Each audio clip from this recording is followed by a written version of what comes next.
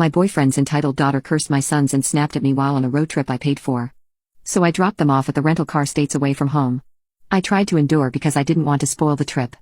Dave also backs up Ann and tells my son to keep quiet. We get a hotel 9 hours in, PA. It's around 3 p.m. at this point.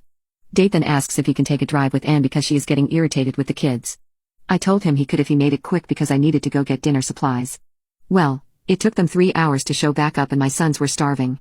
I told him that since I don't have time to cook anymore, we can eat out. Apparently, he and Ann had already gone out to eat. So I make a comment saying, "You didn't think we wanted to eat too?" And Ann snaps back with, "I don't think we asked." After comments like this for days I finally snapped. My body is now saying they just want to go home because several times Dave told my kids to be quiet because of his kids' comfortability. At this point, I hadn't done anything with my kids because the Queen would have a fit if we pulled off anywhere and Dave at this point refused to let me drive despite my arguing. In my car.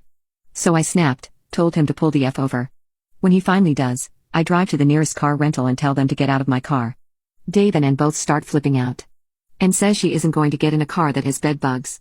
Dave said he didn't want to take separate vehicles and didn't have enough money for a rental because the Queen spent over $1,500 in 4 days. So I said I don't believe I effing asked. And took off. They were close to 800 miles from home. It took them 4 days to get home due to lack of money and needing to borrow. The ride was fantastic without them.